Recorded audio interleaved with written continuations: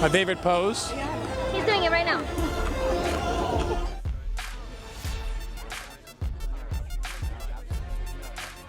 Hi and welcome to Closum Talk. I'm Kjersti Flo and this is my channel where I talk about my bad and good experiences with celebrities.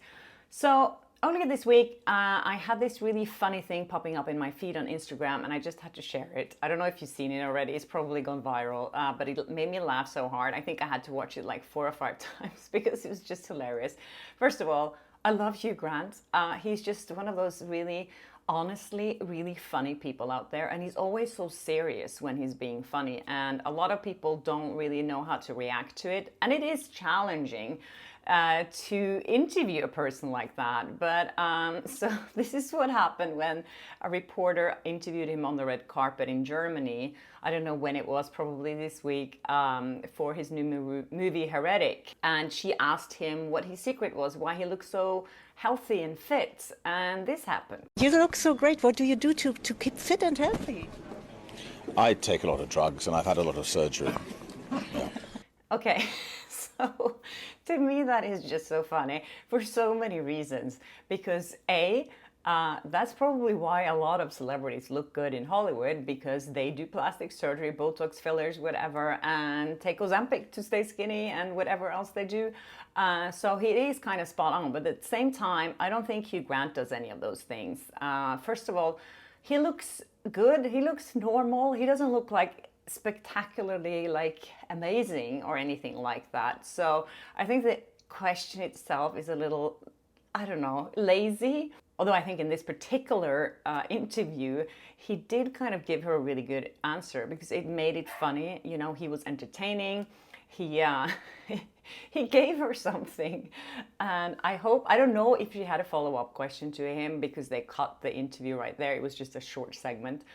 But you need to know the person you're interviewing and do a little research about the person you're interviewing. And that's sometimes really hard when you're doing a red carpet because there might be like 25 people there and you don't know beforehand who you're going to interview because it's just sometimes just pure luck. And it depends on where you are at the red carpet, if you are up front in the red carpet or if you're further back. If you're further back, people might not stop and talk to you at all, so it's all wasted. But as I said before, I hate doing these kind of interviews because you have to have a certain personality to be able to get good interviews on a red carpet. And and then if you haven't had the time to prepare enough questions or good questions, you might end up asking something like that. And something like, how are you feeling right now? What are you wearing? What are you most excited to see tonight? Or who are you most excited to see tonight? All those questions that are just so boring and we heard them a million times. So you have to come up with something better. And I'm sure Hugh Grant is so tired of hearing those questions over and over and over again. And I think another example for that was when Ashley Graham was interviewing him during the Oscars at the red carpet there in 2023.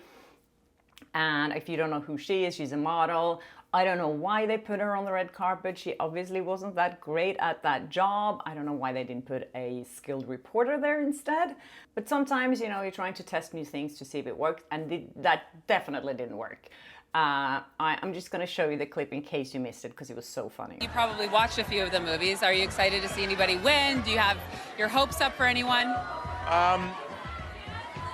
No one in particular. Okay, well, what are you wearing tonight then? Just my suit. Your suit? Who Yeah. made your suit? You didn't make it. I can't remember, my tailor. A lot of people came out and called him rude after that. What does it feel like to be in Glass Onion? Well, I'm barely in it. I'm in it for about 3 seconds. Yeah, but still, you showed up and you had fun, right? Almost.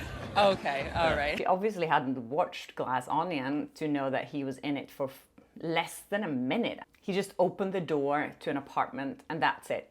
I just think that he's just being honest and that makes it so refreshing to me. And of course, it makes it more challenging to keep up with that and to get a good interview. But then again, what is a good interview? Is a good interview when you get a really funny and good soundbite? Or is a good interview when they're talking about the arc of their character in the movie and how it evolved and what they felt the first time they read the script? I know what I think, but anyway, let me know what you think in the comment section.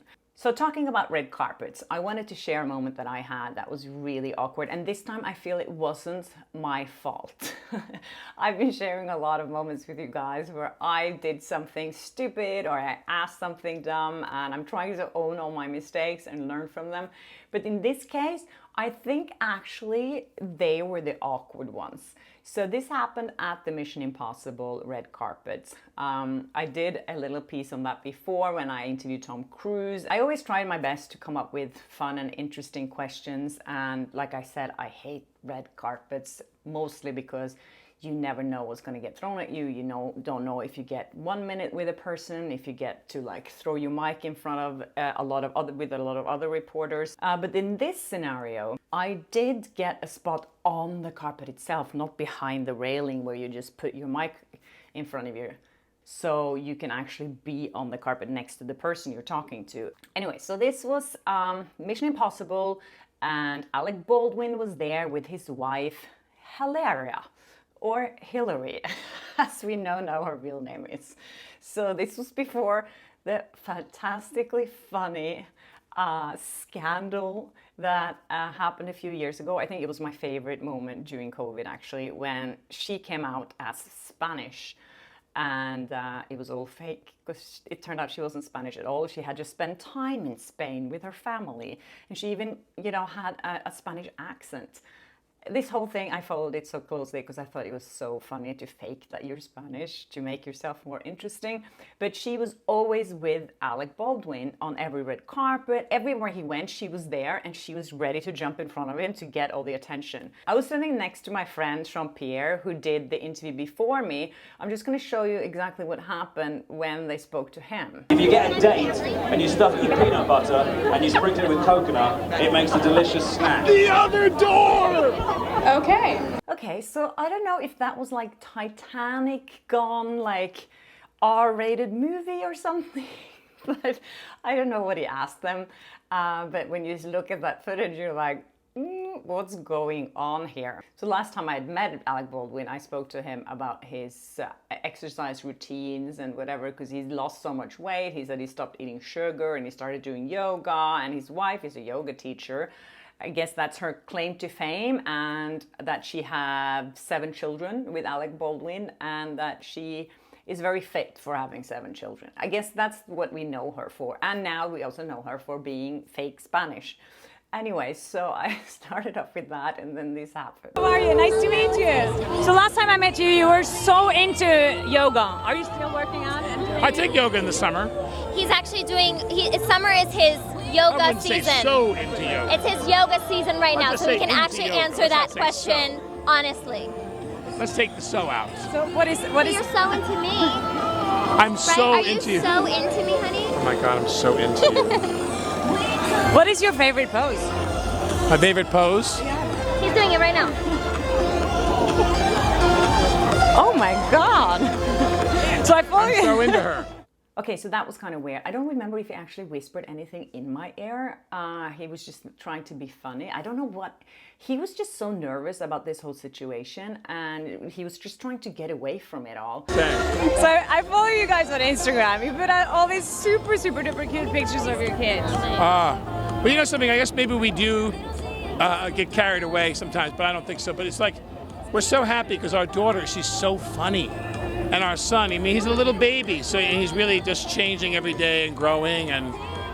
But our son, I want you in the middle. I don't want to freak out your audience now that we changed places. Don't you agree?